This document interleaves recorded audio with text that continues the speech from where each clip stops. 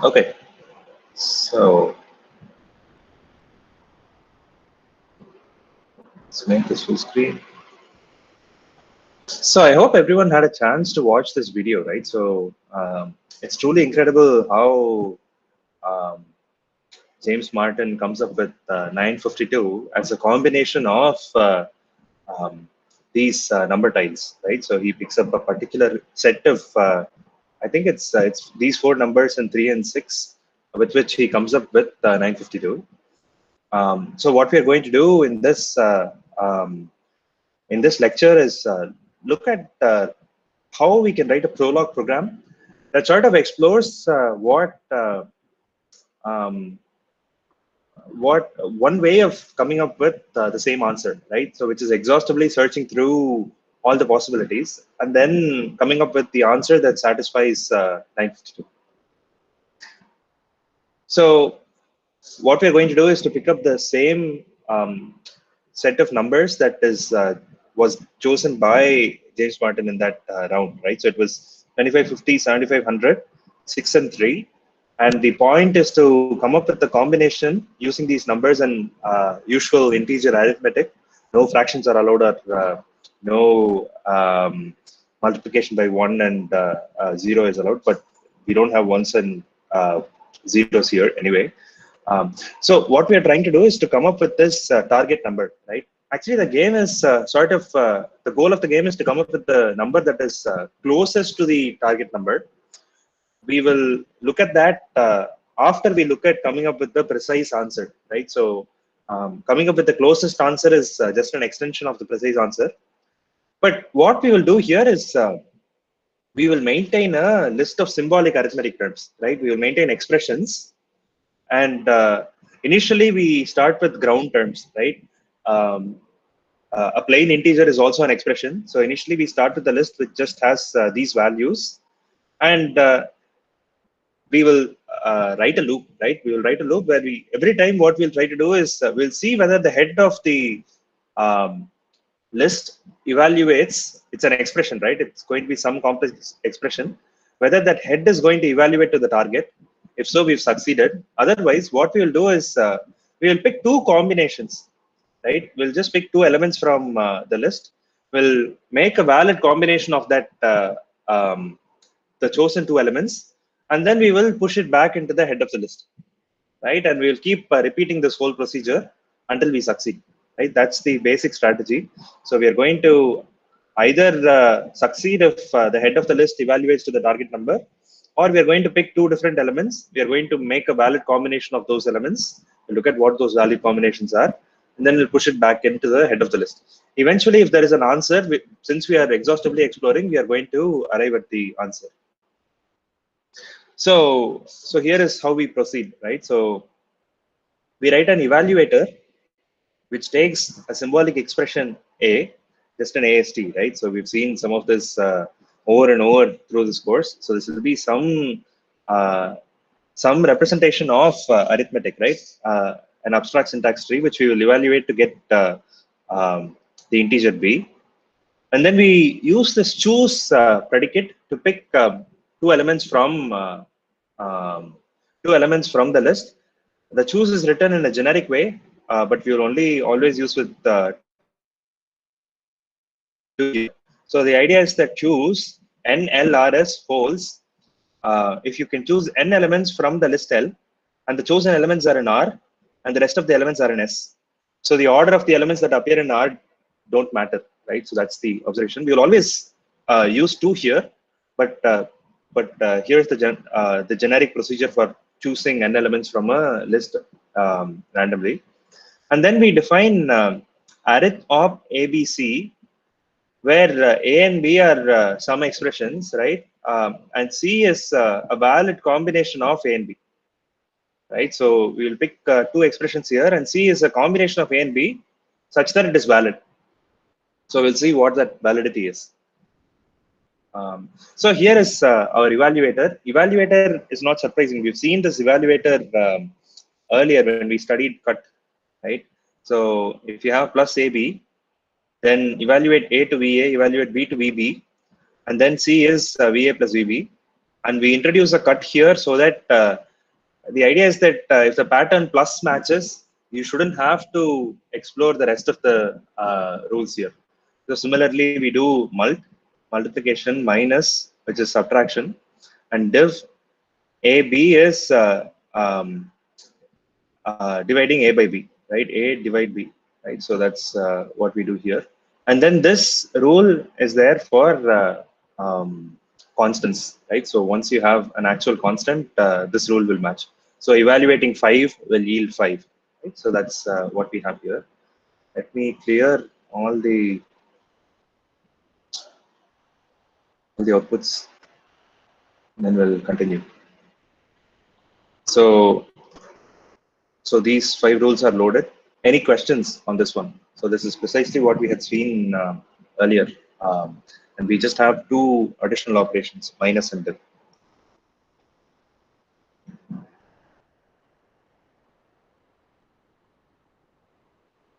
Okay, so if there are no questions, let me continue. So choose, right? So choose is this predicate which picks n elements from a list L and gives you a partition with the chosen elements and the rest of the elements. So if you choose 0 elements from a list, then you are choosing no elements, so you get an empty list, and the rest of the elements is L, right? So if you choose n elements from this list with head H and tail T, you get the head here H and some list R, and the rest of the elements is S. If M is greater than 0 and M is n minus 1. So essentially, you are recursing through, right? You're saying, let me choose M elements here, which is n minus 1. And if I can choose M elements from T and I get RS, then choosing n elements, right? So is going to be 1 plus M, right? So that's why you have a head here and the head goes here. So you choose that element, you go inside. This option is here, it is there to not pick the head. So here what we do is, this is one option of just picking the head and putting it into the chosen list, right? So you've chosen the element here and the chosen element appears in the chosen list, right? Head is chosen, head goes into the chosen list. So M becomes n minus 1, right? There is also the option of not choosing that element, right? We have to encode that as well. So if you want to choose n elements and the list happens to be head H and tail T, you can choose not to pick that element, right? We don't have to pick that element, in which case head appears in the not chosen list, right? And you get some R here. What is the rule here? Observe that we are not subtracting n here. We don't have this particular goal because we are not choosing that element, right? It goes into the not chosen list. So n remains the same n, but we are just checking n is greater than 0. And what we say is, if you can choose n elements from T, and if you get R and S, then choosing n elements from head appended to T will be R and head appended to S, right? The point of this rule is to actually choose head, right? You've chosen one element, so the number of elements that you can choose further becomes n minus 1. This rule is there to not choose the head. You're just not choosing head and moving inside the rest of the list. Okay, so if you do this, then you can write these queries, right? So I'm going to pick one element from this list, and you get X and Y. So we'll see what that is. So there are 5 ways to choose one element, right? You can choose 1, 2, 3, 4, 5, and you get the lists 2, 3, 4, 5 in the first case, and so on. But you can also choose 2 elements from that list, in which case you have lots of options, right? You get 1, 2, 1, 3, 1, 4, 1, 5, and so on, the rest of the list here. For this particular problem that we are seeing, we are only going to choose 2 all the time, but this is a nice generic procedure. I think someone had asked this question of how do you generalize this take procedure for taking more than one element. This is precisely that procedure. Choose is exactly that procedure.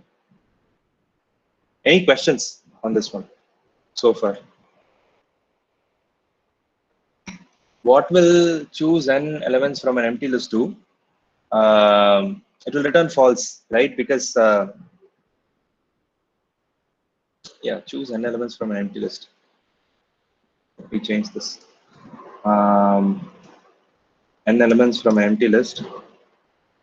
R and S. Oh, it's actually returning.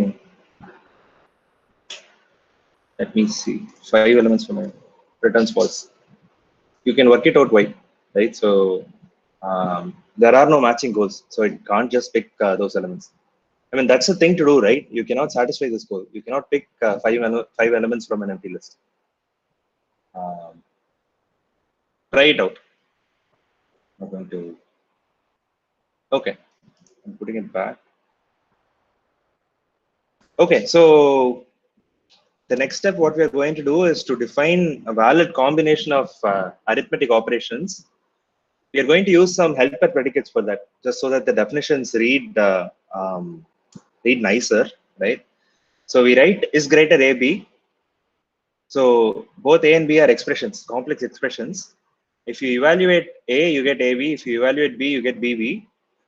This predicate holds if AB is greater than BB, right? Not one is going to hold if you can evaluate A to get AB and AB is not equal to 1. S factor is there to make sure that the division, we are not allowed fractions and we are not allowed fractions, right? We can't have reminders. All of the divisions that we use have to be have to give a reminder of 0. So we define a factor AB if A is a factor of B, where if you evaluate A, you get AB. If you evaluate B, you get BB. And if you compute the remainder of dividing BV with AV, the remainder should be 0. So 0 is the remainder of dividing BV by AV, right? So in which case we say A is a factor of B. So we use it so that the rules of the game wants us to only do divisions where the remainder is 0. Okay, so that's why we are defining these. And now we have the arithmetic operation. So in Prolog, I don't think we've seen this notation earlier. I mean, this is not even a notation; it's just a helper comment. So because Prolog doesn't have input and output, right? But sometimes we use things as inputs and outputs. That's just convention, right? And this convention says that arithop is a predicate, right? Where plus A plus B indicates that they are inputs, right? And minus C indicates that that's what comes out, right? So this is just a convention. It helps you read Prolog programs better. You might see this if you read Prolog programs in the wild, right? So all we are saying is arithop is a predicate that holds on 3 expressions essentially here. And these 2 are inputs and C is an output. So what are the valid, so as I mentioned before, these are defining valid arithmetic operations. So what are the valid arithmetic operations? So if you give me some AB expressions, then plus AB is valid arithmetic operation because you can always add A to B, right? And negative numbers are not allowed. So if you give AB, minus AB is a valid arithmetic operation if A is greater than B, right? Otherwise, minus BA is a valid arithmetic operation if B is greater than A, right? And we don't allow multiplication by 1 in this game. So mult AB is a valid operation if neither A nor B is 1. Okay, and yeah, so the last rule is for division. We don't allow division by 1 and no fractions are allowed. So for div AB to be a valid operation, B shouldn't be 1, the denominator shouldn't be 1, and B should be a factor of A. And similarly, div BA to be a valid division, A shouldn't be 1, the denominator is A here, and A is a factor of B. A can perfectly divide B. Okay, so that defines the set of valid arithmetic operations. So it lets us pick the correct set of arithmetic operations. So here is an example. So if I give 3 and 6, I am asking what are all the set of valid arithmetic operations. So plus 3, 6 is 1. Minus 6, 3 is 1, right? You can multiply 3 by 6 and you can divide 6 by 3. So these are direct, these are directly due to how we've defined it here. Okay, so so the observation is given two terms, you can have multiple valid arithmetic operations for those terms. So we've defined that as well. Questions on this one? Any questions?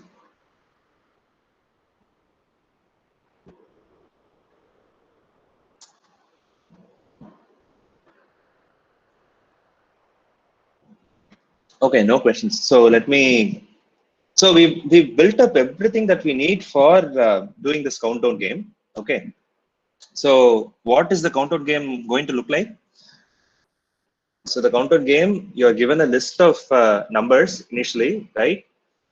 And you have a target, and what you have to produce is a solution that is a compound term that is constructed out of valid arithmetic operations and these numbers here from the original list, right? So that's the idea. So these two are supposed to be inputs, right? So you are given a list and a target number. You are expected to produce a solution. That's a arithmetic expression. So there are two clauses. So the first clause says that let's say the head is solution. If you evaluate the head and you get the target number, then we are done, right? So our solution is this arithmetic expression that was in the head. So this is the termination case, right? And if not, what are you going to do? Pick two elements from this list, right? Those elements are initially just constants, but as you keep doing, they'll become more complex expressions, right? If you pick two elements from this list, you get two elements here, A and B, and the rest of the list are. Construct a valid arithmetic operation using A and B, call it C, and just recursively call countdown by pushing by pushing C to the rest of the list R. And you call it with the same target and the same variable name solution. And eventually, if there is a solution, this will keep on going and it will terminate at some point here. And you get the answer. Okay, so that is that.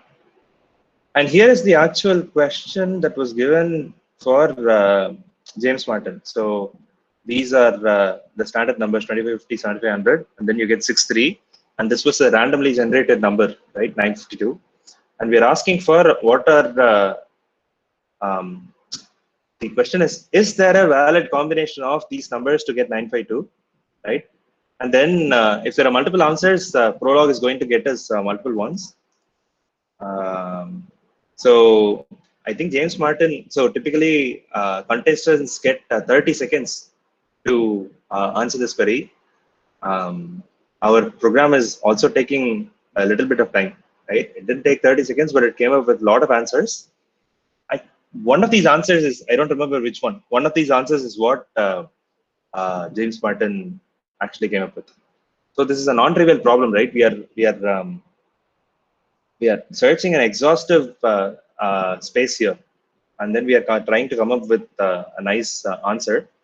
So yeah, so if you, I'm sure this is not how exhaustive search is not what James Martin did, but this is a close approximation of what this is. In a very simple way, this is a nice way to solve the problem by adopting a exhaustive search policy. Okay. So you get, I think, 11 answers, but all of these are valid answers. Any questions on this so far? So you can give any combination of numbers and any target number, and if there exists a valid combination, this will find that valid combination.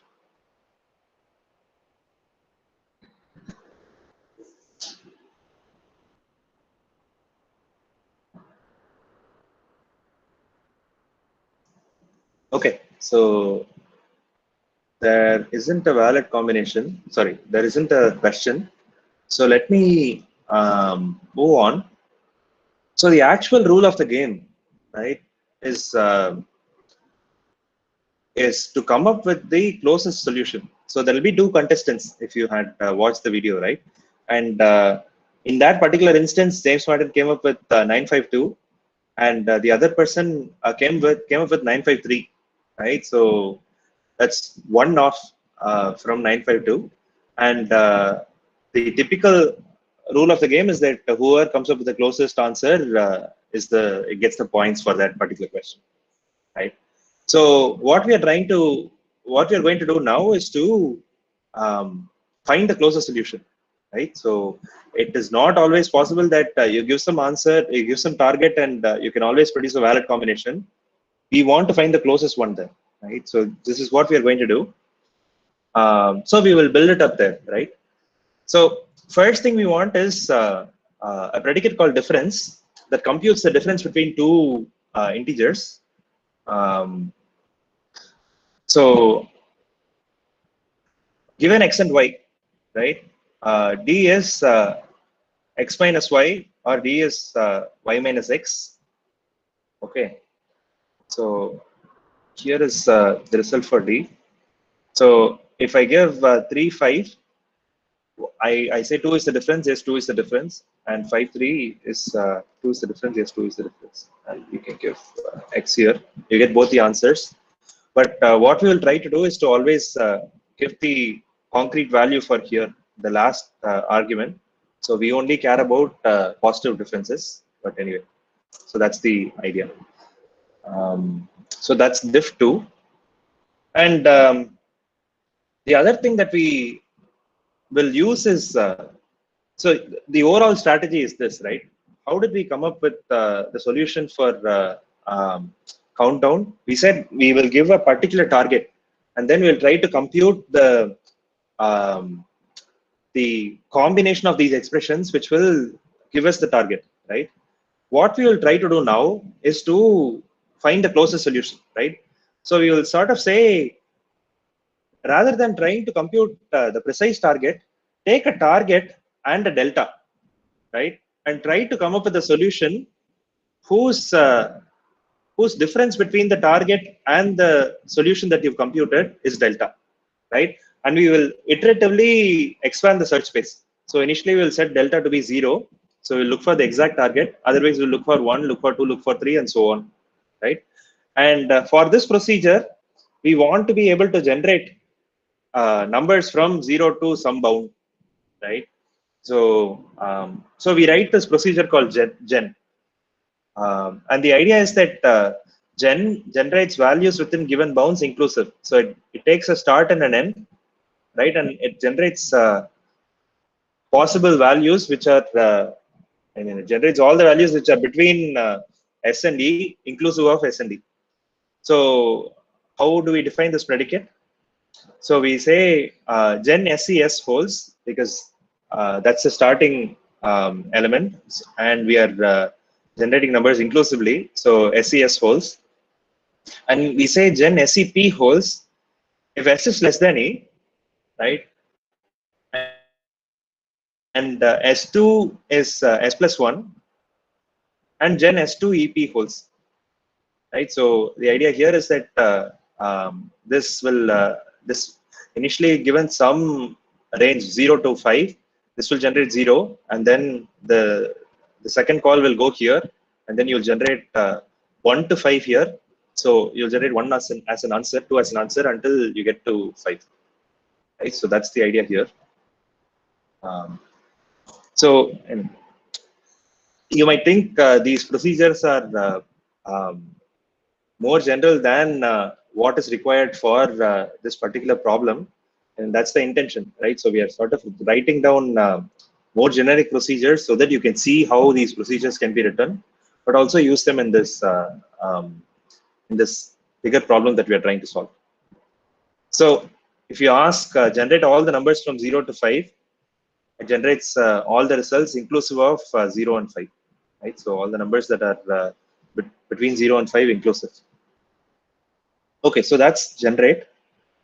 And as I mentioned, right, so all we are going to do is to extend the solve procedure. Instead of just taking L target solution, we also now take a L target solution D, that's the delta between what we can actually compute and what's the target, right? And what we do, as I mentioned earlier, is we generate all the deltas from 0 to 100. So we are only looking for numbers which are between 0 and delta, which is between 0 and 100. And we call solve to procedure, right? And solve to, the base case is this, right? So if the head is solution, right, some complex expression, if we evaluate the solution, you get R, and then you have the target as well, right? So you have an R, you have a target. What is the relationship between R and the target? If the difference between the R and the target is D, then we've solved the problem for that D, right? So evaluated, we might look for 25. This might give us 23, and the difference will be 2 here, right? So we've come up with a solution that is closest to 2. Because we are starting the search from 0, we will find the closest solution. And this solution, this clause is very similar. We just feed the difference through, right? There is no difference here except we take this D, we pass this D to the recursive call.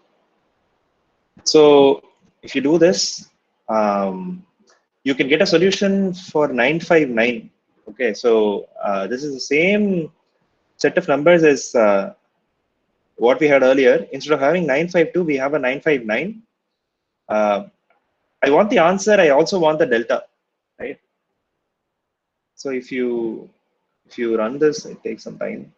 I think it takes longer because it is searching for all the answers that are possible for 0, and then moving on to all the answers that are possible for 1. Right? If you're still not successful, you move on to 2, you move on to 3, and so on. It's taking a while. Okay, so it completely searched through 0, right? And then it started searching through 1, difference of 1. It came up with a solution for 1, right? Here is the expression that will compute either, I don't know the answer, but either 958 or 960, right? And then the difference between that and the target is 1, is what it's computing. And this idea is known as iterative deepening in AI. So in AI, you have this idea of like searching for a solution, starting from the closest solution and making your making your search less and less accurate, right? So instead of searching for a precise solution, you can search for closest solution. And this is precisely the idea of iterative deepening. If you study the AI course, I think you will cover this concept in much more detail. But that is what we've done here by implementing this generate procedure. Okay, so any questions so far on this? This is a really cool way of encoding these sort of problems, right? So the point I want you to take away is that, of course, you can encode this in a language like OCaml or C++ or Python, right? But these sort of problems are much more natural to express in Prolog because you have this backtracking and choice built in, right? And so you sort of can, the solution that you write is close to the description of the problem that you have in mind. So we said, okay, we'll explore, we'll search for solutions starting from 0 to 100. I mean, it becomes very direct. And yeah, so that's the high level takeaway here. Not that we can solve this problem in Prolog, right? Of course, you can solve this problem in any language, but the elegance of solving this problem in Prolog is quite good. No questions so far. Okay, good. So let's move on. And what we are going to do is to go back to our OCaml lectures, right? So we are going to do something very interesting. Again, this is a direct application of Prolog, power of Prolog, right? if you recall simply type lambda calculus, I'm sure you don't, but if you sort of recall simply type lambda calculus lectures, what we had seen is we had seen a type checking procedure, right? We've written rules for static semantics, which gave us how to check whether a particular simply type lambda calculus term has a particular type. Okay, so and we saw a set of rules which we can apply, and if those rules hold, and you can always go down to the base rule and show that it holds, then we know that a given term has a given type, right? So that is type checking. So given a term and a type, I'm just checking whether this term has this type. This is true or false question, right? But what we have seen in OCaml is OCaml has a type inference procedure, right? We don't often specify the type of expressions. We just write down those expressions. And what OCaml does is try to come up with the best possible type, the most general type for that expression, right? And this is sort of, if I told you, okay, so I've given you type checking, go implement the type inference procedure for this. The air gap between the type checking procedure and the type inference procedure is huge, right? You have to come up with the type. You have to, even the question of how to represent types now becomes really interesting, because you need to solve a couple of deep questions in order to even come up with a good representation for that. But it turns out that this is almost too unbelievably natural in Prolog. Because all the concepts that we have in Prolog, this unification, the substitution, backtracking, and choice points, and all of this, right? Actually, we don't particularly explore backtracking choice points for inference, but we will use that for another concept. These are the exact same concepts. These are the exact same concepts that you need in order to implement a type inference procedure for simply type lambda calculus. Okay, so it's actually very beautiful. Let's see how this procedure works. Actually, it's so simple that you can see the solution. There is not even a lot of complexity here. Okay, so just to recall the terms in STLC. So we have a variable, we have an application, we have abstractions where we say A is the type of the variable, right? We explicitly give the type of X so that we can type check abstractions. We had pairs. Oops. We have pairs.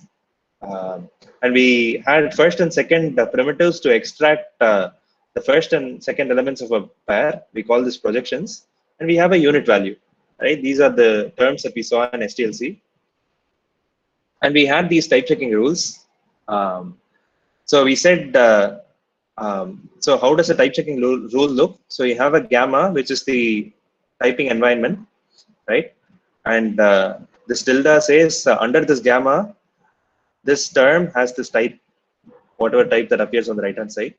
So what is, so in order to show that a variable X has type A, it better be the case that environment has a binding which says variable X has type A, right?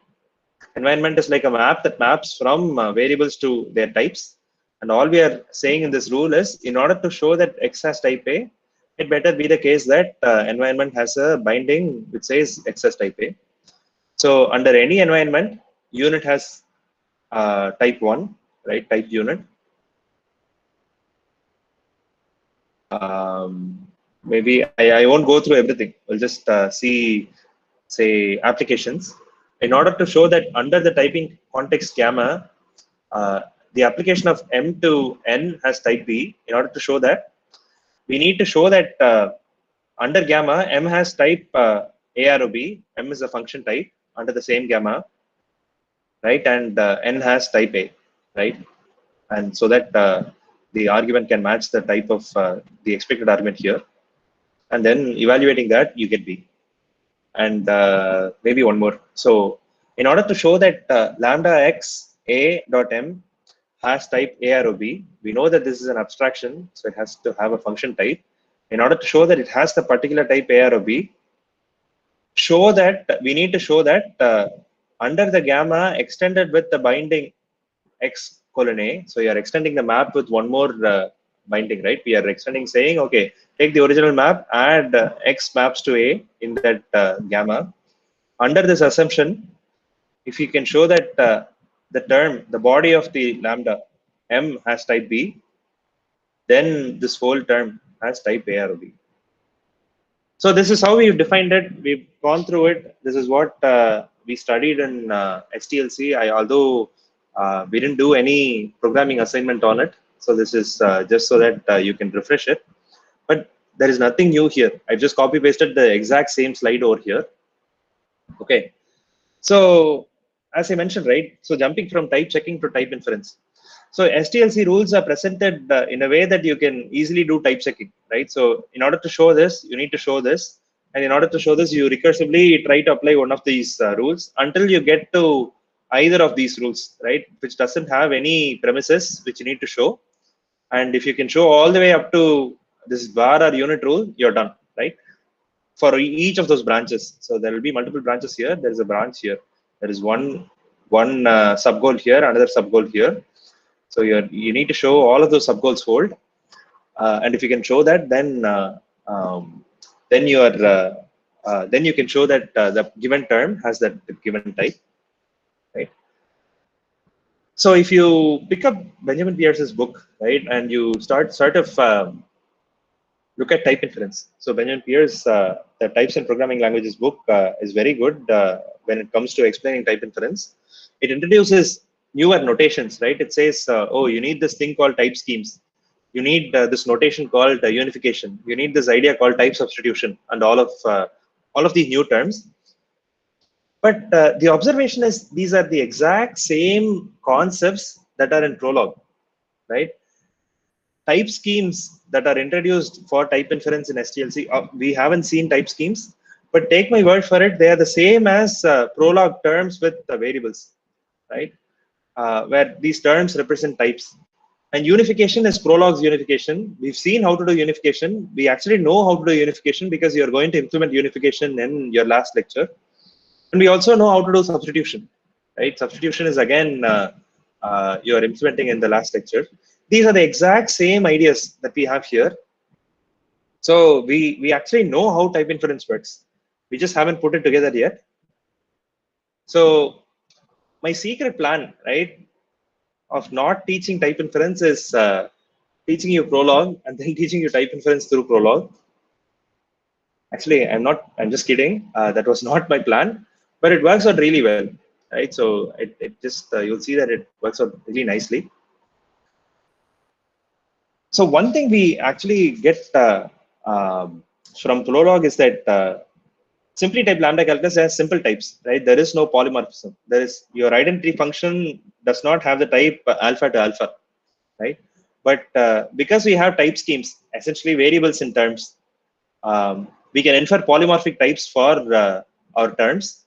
So as a result, we no longer need the type annotation for our binder here. So instead of writing lambda x colon a, where a is a type, I'm just going to write lambda x dot m, where m is the body of the term. And we will in fact infer the most general type for x, right? So we won't, if x is not used, we will infer a polymorphic type. We won't say it is unit or it is unit or a unit or some other more specific type, right? Again, think about the thing that you have to keep in mind is this concept of identifying the most general type, right? It's called principal types in programming languages area. But we've also seen this concept in Prolog, right? We've seen this idea of most general unifiers, and they match one-to-one, right? And we will see how that works. And just for fun, what we'll do is we'll extend the language with integers, booleans. We'll also do additions, less than on integers, if then else, and so on. This is just so that the language can become a little bit richer, and you can see the richness of what Prolog can do. These are, I mean, we know that all of these can be encoded using basic lambda calculus, but we will extend it anyway so that the examples become much nicer. Okay, so one thing we want to do is to avoid. So there are terms in simply type lambda calculus which don't have a valid type, right? They are always ill typed. For example, here is such a term, right?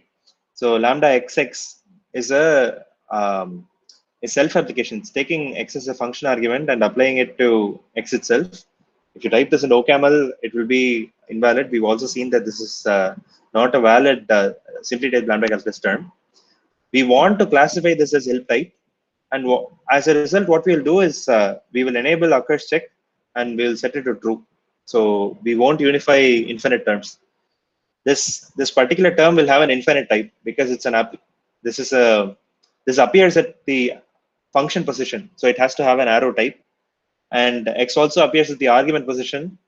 So if you don't have occurs check, it will produce an infinite type. We don't want infinite types, right? We just want um, we don't want infinite types, so we enable occurs check to be true. So that's fine. So the other thing that we want in this is a way to encode typing judgment, right? This gamma. So the way we will, what is gamma, right? Gamma is a map from variables to types. So the way we will encode it is a list of pairs of variable and its type, right? So gamma is just a list of some variable and its type. And what we will do is we will implement a lookup procedure, which given a particular variable gives its type. So what is the lookup predicate? Lookup predicate says that given a gamma, we know that gamma is a list of pairs of variables and types. If the head of the gamma contains xa, where x is the type and x is the variable and a is the type, then the variable x has type a. So that is matching the head, but you need to also search the rest of the list. So we say for any other y, where y is a variable and y is not equal to x, I'm using this syntax, but you can also write it as not, where x is not equal to y, then we continue the search on the tail, right? Look up in the tail. So recursively search for search for the type of the variable in the rest of the list. So this is just a simple search procedure, right? And it will help us do this lookup for types. So this is the same slide as earlier, right? So I'm just copy pasting it for convenience. And here is how we encode the type checking rules in Prolog, right? So we introduce a predicate called type, and the predicate called type holds, it takes a gamma g. U is, I'm just representing, so instead of writing unit in OCaml, I'm just writing it as U, just for convenience. This is again just for convenience. So all this says is the value, the term U has type unit. So I say unit is a type, and this U is essentially, read this as an empty tuple, right? The reason why I use the small u instead of open braces, close braces is not important here. Let's not worry about that. This u stands for the unit, and all this says is under any gamma, the unit value has the unit type, right? And this precisely corresponds to the rule here. Under any gamma, the unit value corresponds to unit type, right? And let's look at variables here. The variable rule says that in order to show that x has type A, there has to be a binding in the gamma. If you look up x in gamma, it has to be A, right? You read this whole thing as gamma here, right? And this is precisely what we encode for the variable rule here. I say that under gamma, VAR is a function, okay? So VAR of x has type A if I look up in G the variable x, I have type A. So it has to have a binding, right? So, and this rule precisely corresponds to, the var rule here. Let's look at, say, arrow intro rule. right? All it says is in order to give a type lambda x a dot m, the type a arrow b, it better be the case that if you extend gamma with the variable x as type a, the body of the term has to have type b. So how does this translate here? So this one, right? Lambda intro. Yeah. So the way you have to read it is under the given gamma, the term is lambda variable x. We are not explicitly giving it, as I mentioned before, we are not giving a type for the binder, so we don't have a type there. This is lambda x m, right? I say under gamma, lambda, the term lambda x m has type a arrow b if you can show that under the gamma extended with a new binding, which gives the type for the variable x as a, the body has the type b, right? If it has the type b, then you can show that the lambda has type a arrow b. Okay, so all we are doing here is we are just taking these rules and then writing it down in Prolog syntax, but we are not adding any more detail, right? So, for example, XLM1 says that under gamma, first of M has type A, right? If you can show that under gamma, M has type A star B, right? And this is X um, LM, right? So here we have under gamma, if you want to show first of M has type A, then you need to show that under gamma, M has type A times B. So I'm not doing anything new here. I'm just writing it in Prolog syntax. There is a little bit, so because we wanted to extend this with additional terms, right? I have these additional rules.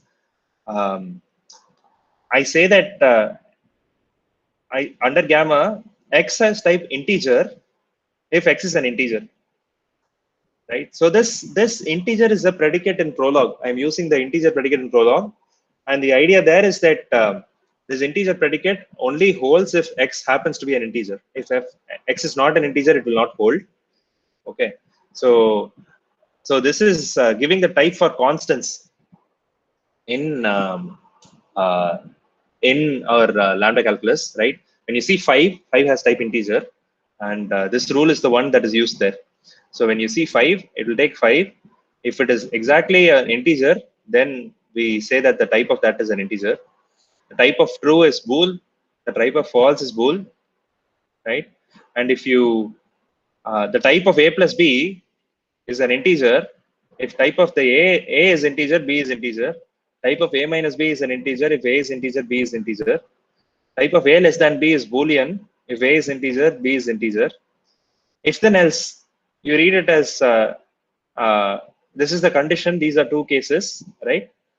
If then else, ABC has type T, some type T. I don't care what the type is. If A has type bool and B has type T and C has type T, right? So we want these two branches should to have the same type, and the predicate, the condition should be a Boolean type, right? Boolean expression. So we've extended those as well.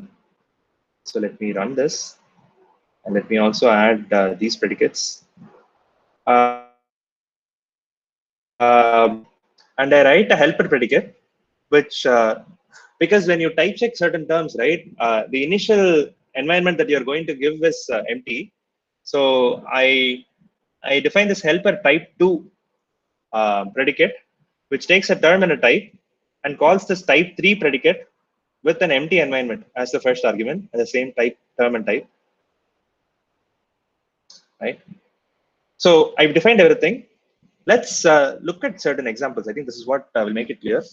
So now we've done all the hard work, right? So now we can say, what is the type of 1 plus 2, right? And what is the type of 1 plus 2? We know 1 plus 2 in OCaml has an integer type, and we get integer as a result. And the way it works is it will try to match 1 plus 2, right? It goes here. And the only possibility is integer if I can show both A has type integer and B has type integer, right?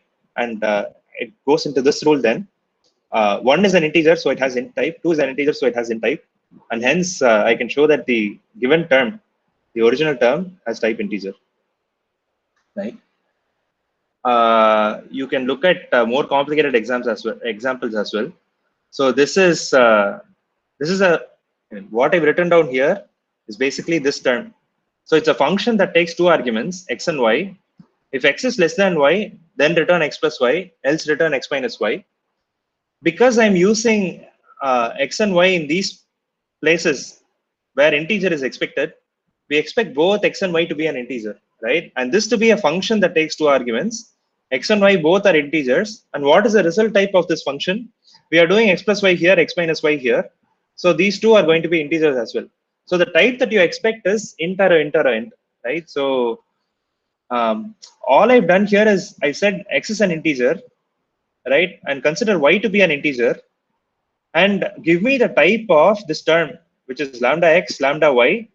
If then else, x less than y, x plus y, x plus y, x minus y, x minus y. I'm asking for the type t, right? Given this constraint. So if you run this, you get this type t.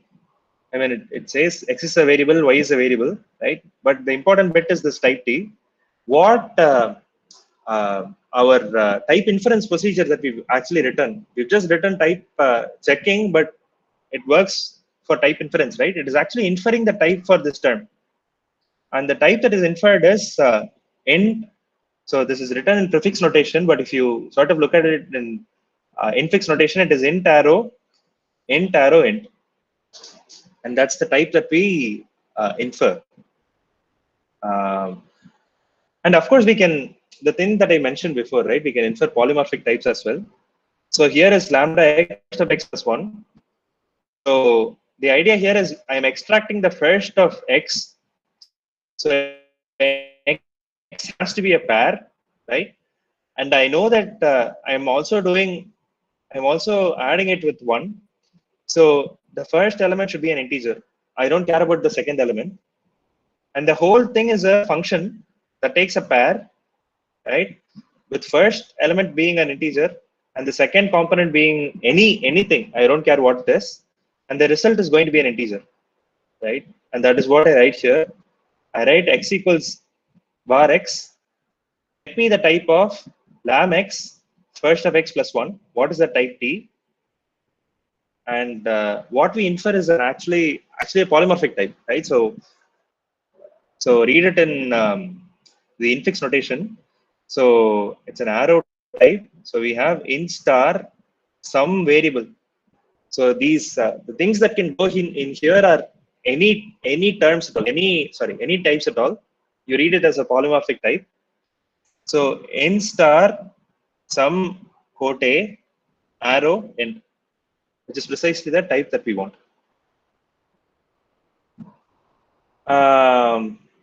Yeah, you can have more examples. So this is showing that you can infer the type.